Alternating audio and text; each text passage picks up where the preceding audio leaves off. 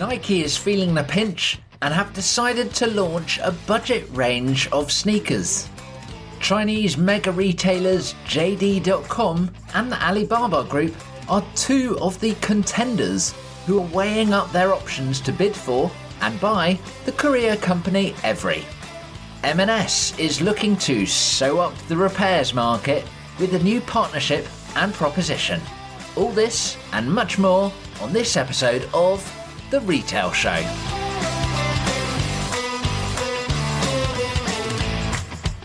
Welcome to The Retail Show. This is the weekly podcast to help you stay up to speed with the retail sector. Bringing you useful news with relevant views. My name is Oliver Banks. I'm a retail consultant and advisor specialising in operating models and transformation. I also host another podcast, The Retail Transformation Show.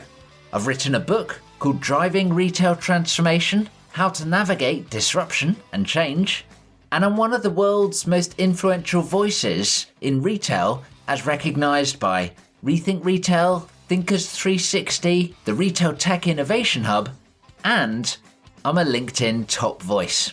Thanks for joining me on the second episode of The Retail Show. And we're going to jump straight in with our first session called News You Can Use. The quick idea here is that we're going to cover through the key news stories and headlines from around the world with a thought-provoking idea or an action that you can take away. It's news you can use, right? Now, to set the context, today is the 4th of July, so a very happy Independence Day if you celebrate. And here in the UK, it's also the election day, so we have reached election fever, and many England football fans are still recovering from the first 94 odd minutes of their last match in the Euros. And so retailers here in the UK and in many other countries are going to be hoping for a great trade boost from some clarity over the political future, as well as, fingers crossed, a positive sports experience, and maybe, just maybe, a little bit more sunshine to come in the summer. So our first news story today is that Nike are looking to release a new budget line of sneakers in response to slow and sluggish performance versus their financial targets. Now, this new line of sneakers is going to be priced in at under $100 or around £80, and it's in response to weak sales from across the whole business, the wholesale market, the D2C market, and their sub-brands like Converse. And it seems shareholders are feeling nervous about Nike stocks. Share prices have dived around 20% recently. And I'm wondering whether Nike are going to be a bit of a canary in the coal mine, so to speak, in terms of they've been one of the poster children for the D2C movement. They've made a number of bold moves, and I'm wondering whether we're going to see more and more D2C brands continue to struggle. Now, I think their strategy to bring out this budget line, as they put it, of sneakers or any product actually. Now, of course, it's very sensible to have a range of price points, but you also want to own a market, right? You want to own a niche. You don't want to have the full range all the way down from one end of the spectrum to the other, right? And I'm just wondering whether this arguably short-term play could have long-term ramifications. Are you going to reset the customer's expectations about the premium nature of Nike products? Are you going to bring in a different customer demographic that is more suited to those price-sensitive models? Now, don't get me wrong, $100 or £80 is not the cheapest pair of trainers or sneakers that you can buy, but it does begin to bring Nike a little bit further down the market. And so my thought for you is, if you are considering bringing in lower-priced products, what are the long-term ramifications? How are you judging that? How are you measuring what your customers' expectations are being set by? JD.com and the Alibaba Group are two of the companies who are reportedly looking to acquire the parcel courier Evri. Evri have been valued at around £2 billion, and recently they've drafted in advisors who have been exploring different options, with a sale as one of those options on the table. It seems the bidding is between JD.com, one of the logistics companies in the Alibaba Group, and the Polish company InPost, who are most famously known for their range of lockers. Now, this is still a very early development in the market, but have you thought about what would happen if a company like JD.com or the Alibaba Group gain a firm footing in the local market, whether you're in the UK or whether you are an international listener? What happens if an enormous retailer suddenly decides to land on your turf, so to speak? How are you going to react? Have you had those conversations at a senior level and even throughout the whole company to say, well, what is our strategy? What happens in this situation? How do we react? It's always worthwhile having those big strategic conversations in a speculative way rather than in a knee-jerk reaction way after it has happened.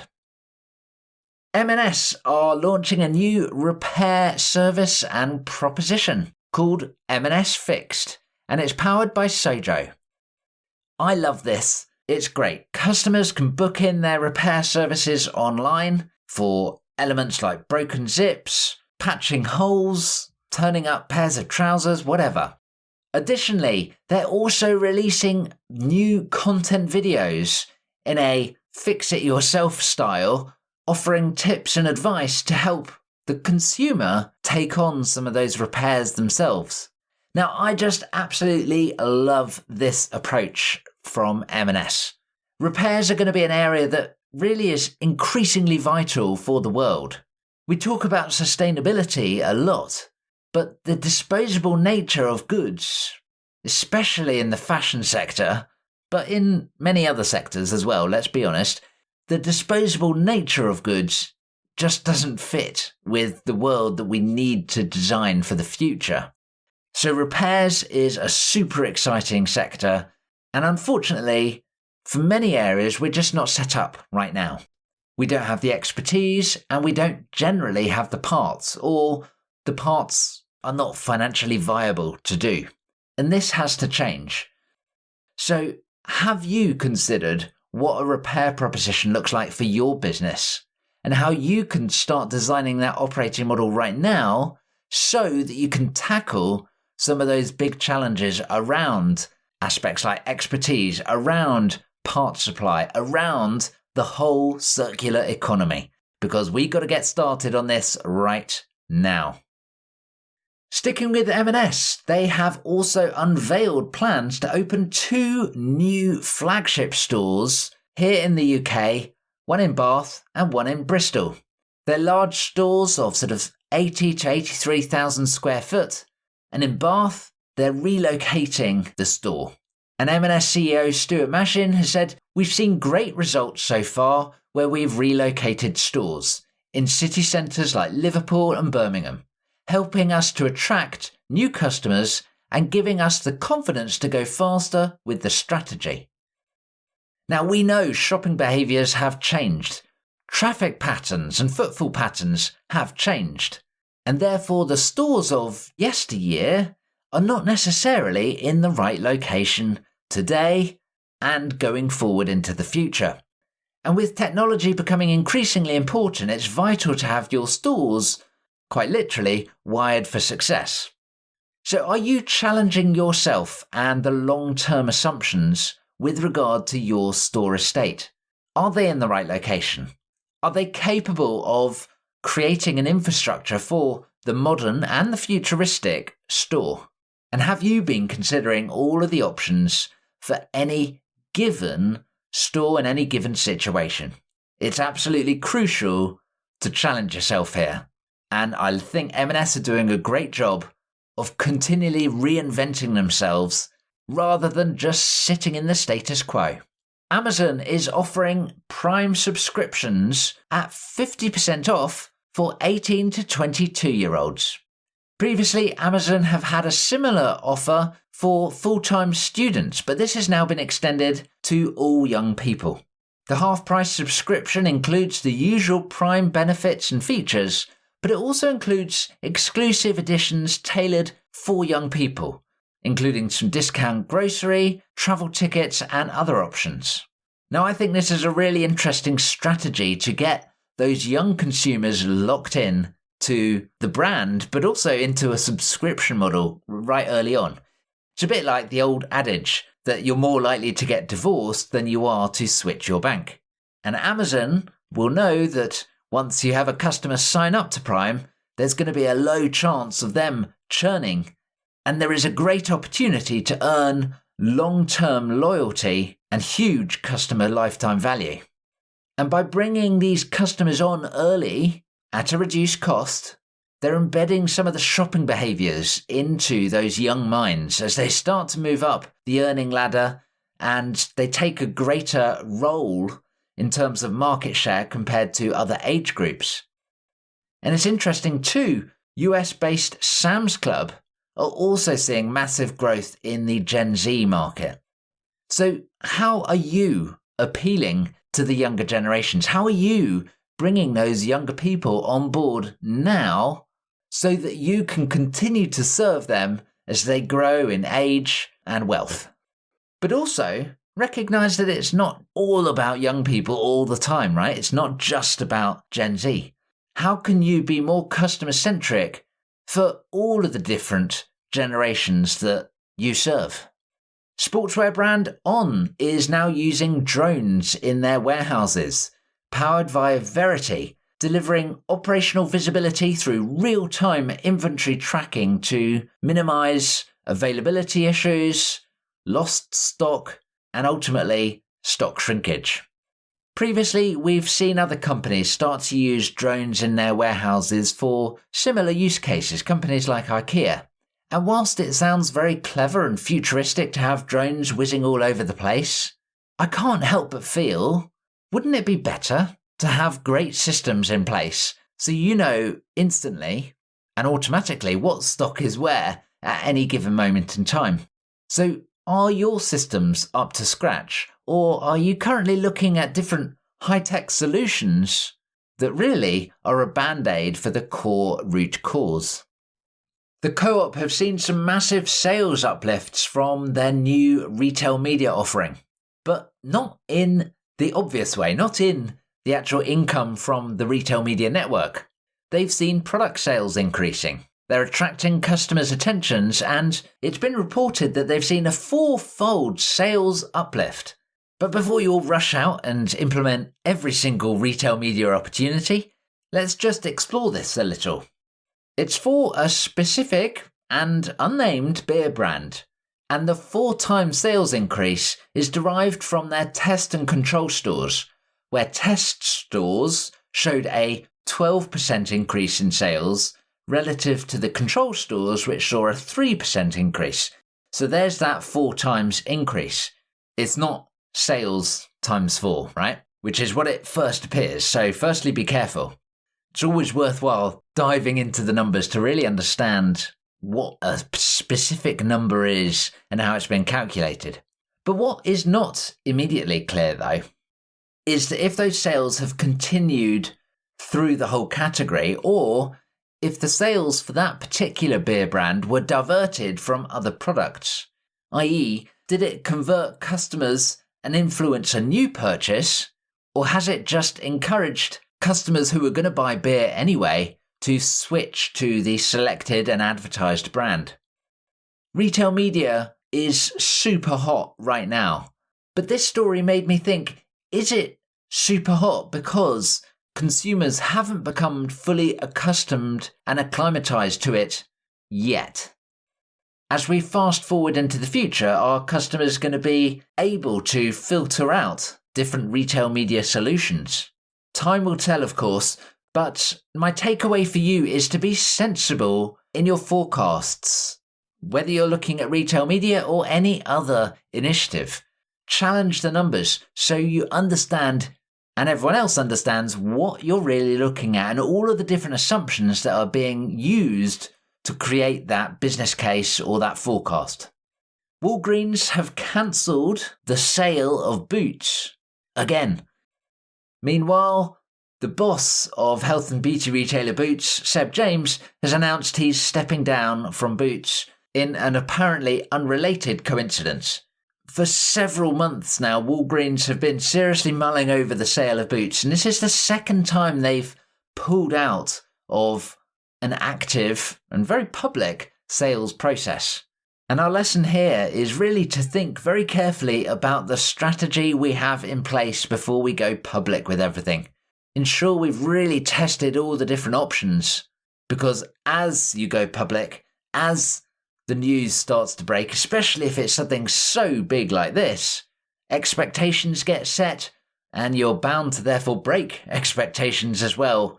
Plus, it's also important to have a backup plan in place every single time.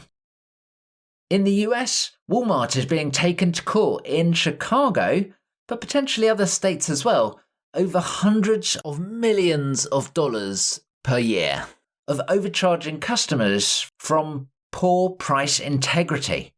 The court case is all about small differences between the price at the shelf edge label and what price rings up at the checkout. And as you can imagine, a few cents here and there adds up to an awful lot of money when you're looking at a company the scale of Walmart.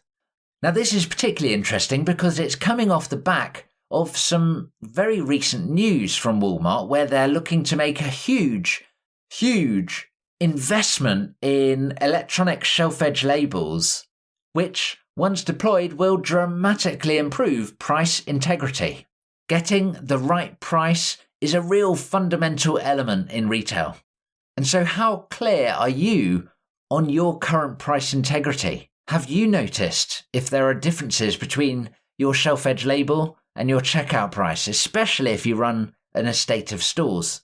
Because if you have not noticed, I can almost guarantee that your customers have noticed. So how are you going to double down on price integrity? So we're wrapping up our news you can use section right there, and I've got one last story to hopefully bring a smile to your face before the end of the episode. Right now, though, we're going to switch into today's segment. And it's a new segment. Last time, we looked at a segment called The Shopping Trip. And this time, we're looking at the book club. Now, you can probably guess already what this is going to be about. It's going to be about a retail book that I have enjoyed and diving in to glean some of the golden nuggets from within the pages. And for this very first book club, I wanted to lean on one of the retail greats, Mr. Harry Gordon Selfridge, who wrote The Romance of Commerce.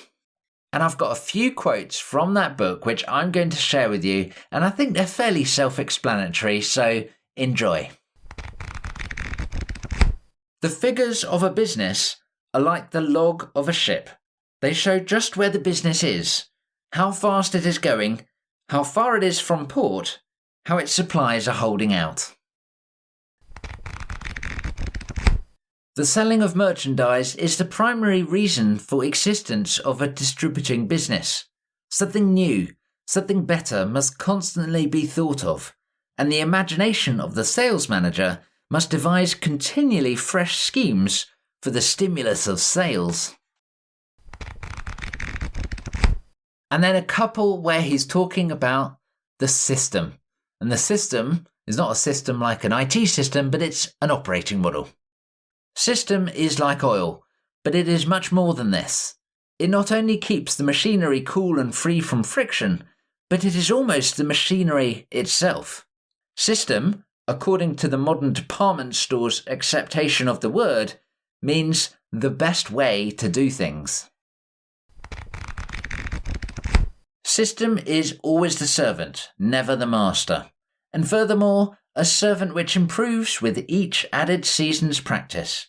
And it is the pleasurable task of the managers of the systems of the house to see that the systems are always modern and the best that can be devised. So a few words of wisdom there from Harry Gordon Selfridge's Romance of Commerce. A really interesting book that uncovers some of those elements that we know, but we also recognise is easy to forget sometimes. And if it takes a book that is 106 years old to sometimes jog us into the right direction, so be it, right?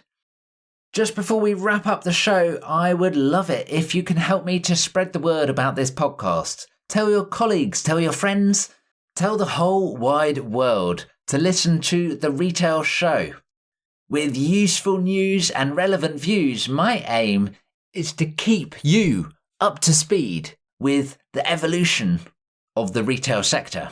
So be sure to hit subscribe in your usual podcast app if you've not already done so. And like I say, please help me spread the word. Tell the world about The Retail Show. And finally, this is our time for putting a smile on your face, a positive story from the world of retail and commerce. And today, we're coming from Japan. Gen AI try-on solution provider Perfect Corporation has announced that they are working with NowArt with a wig try-on tool. Now, augmented reality beauty tools are often more about refining the cosmetic elements of beauty. But of course, a large part of the beauty sector is about boosting confidence. And buying a wig can be a sensitive subject for people with a variety of different hair conditions, confidence issues, or of course cancer patients.